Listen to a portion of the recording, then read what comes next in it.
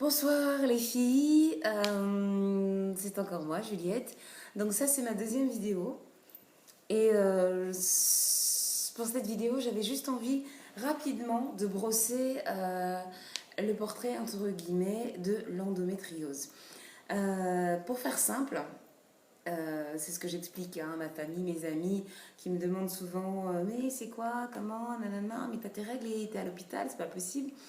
Alors, en fait, au niveau de l'utérus, on a plusieurs couches. Et il y a une de ces couches qui s'appelle l'endomètre. L'endomètre, c'est une petite muqueuse qui va s'épaissir pendant la période de l'ovulation, à partir donc du 14e jour, qui va s'épaissir, s'épaissir, s'épaissir. Si dans la trompe, Madame ovule et Monsieur spermatozoïde se sont rencontrés, il va y avoir donc un ovule fécondé qui va descendre et qui va venir se nicher dans l'endomètre. L'endomètre, lorsqu'il s'épaissit, parce qu'il y a des hormones qui sont envoyées, des instructions qui sont envoyées dans les ovaires qui vont produire des hormones, l'endomètre va donc s'épaissir et l'œuf va pouvoir s'implanter dans cet endomètre. Ok.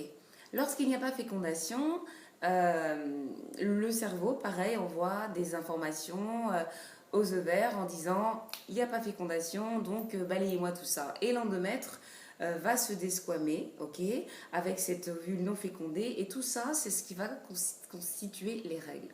Ok. Dans le cadre d'une endométriose, on ne sait pas pourquoi, il y a ce qu'on appelle une migration de certaines cellules de l'endométriose, qui sont donc des cellules endométriales, qui vont migrer. Alors elles peuvent migrer vers les trompes, vers les ovaires, elles peuvent migrer vers les intestins, vers la vessie. On a même vu des cellules endométriales qui migraient vers les poumons, ou alors à l'intérieur carrément de l'utérus au niveau du myomètre.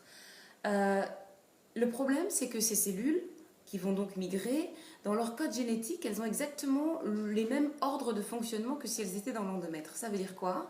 Ça veut dire grosso modo que tous les 14e jours, elles vont s'épaissir pour attendre un œuf fécondé, sauf qu'elles ne sont pas dans l'utérus. Et s'il n'y a pas fécondation, après s'être épaissie, eh ben, elles vont se desquamer. Quand ça se passe dans l'utérus, l'endomètre se desquame, il s'écoule par le vagin.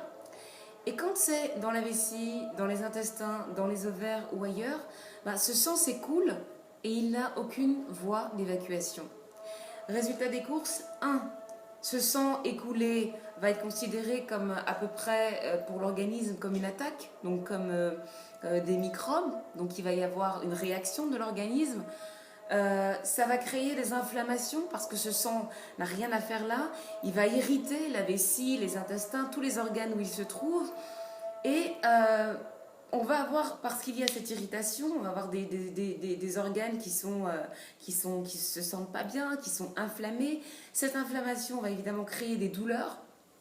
Et puis, ce qui va se passer, c'est qu'au bout d'un moment, ce sang-là, il va plus ou moins coaguler, plus ou moins se transformer en une espèce de glu qui va coller les organes entre eux. Ça veut dire que si on a des cellules d'endomètre sur la vessie, sur l'intestin, sur l'ovaire, sur les trompes, tout ça va finalement, au fil du temps, constituer une espèce de magma comme ça, informe, et tout va être collé. Et ça va continuer. Tous les mois, il va y avoir cet épaississement des cellules, ces saignements. Et pendant des années, quand on souffre d'endométriose, eh bien, on a ce qu'on appelle finalement des adhérences. Ça veut dire que tout va être collé ensemble.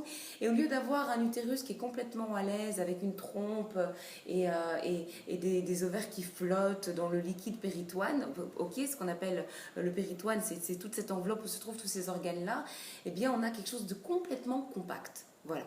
Donc forcément, quand on a des règles, eh bien, ça saigne, parce que toutes ces cellules-là, ben, le sang s'écoule, il n'a pas de voie d'évacuation, donc ça fait mal. On a aussi des règles qui sont très très abondantes, on peut avoir des caillots, et tout ça fait très très mal.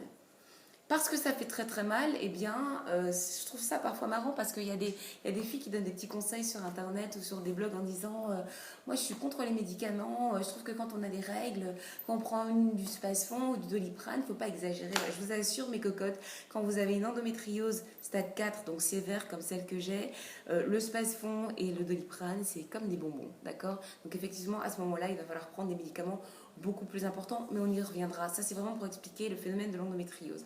Alors, qu'est-ce qui se passe? Pour stopper tout ça, parce qu'on n'en guérit pas, vu que ces cellules endométriales, elles sont déjà positionnées tous les 14e jours, elles s'épaississent et tous les 28e jours, elles saignent, on a trouvé le moyen de bloquer tout simplement cette ovulation. Ça veut dire d'empêcher les informations d'arriver aux cellules endométriales pour leur dire allez-y, épaississez-vous et saignez. C'est pour ça qu'on met les jeunes femmes sous ménopause artificielle. Quand on est sous ménopause, on n'a pas de règles et comme ça, les foyers d'endométriose, ça sèche. Sauf que quand vous avez 20 ans, 22 ans, 24 ans, 25 ans et que vous avez envie de faire un bébé, si on vous bloque les ovaires, il n'y a pas d'ovulation. S'il n'y a pas d'ovulation, il n'y a pas de fécondation possible. Et s'il n'y a pas de fécondation possible, il n'y a pas de bébé. Ça, si ce n'est pas un casse-tête, je ne sais pas ce que c'est. Voilà donc un petit peu le phénomène de l'endométriose que c'est. Donc on n'en guérit pas, on peut simplement la mettre en sommeil, mais dès qu'on arrête la ménopause artificielle parce qu'on a envie de refaire un bébé, le cycle se remet en place. Donc voilà, l'endométriose, pour ceux et celles qui ne comprenaient pas, c'est ça. Et si vous avez les règles tous les mois, vous avez 12 mois de souffrance. Alors, en fonction de la localisation, on a plus ou moins de douleurs. Ok, mais ce qui est sûr, c'est que ces cellules endométriales-là, dans leur code génétique, tous les mois, elles s'épaississent et elles saignent. Va voir c'est quoi la solution. Voilà, c'était ma deuxième vidéo pour expliquer un petit peu ce que c'est l'endométriose. On se revoit très vite pour une prochaine vidéo. Et puis comme je dis toujours, je suis de tout cœur avec vous. On raquera. Salut les filles, ciao.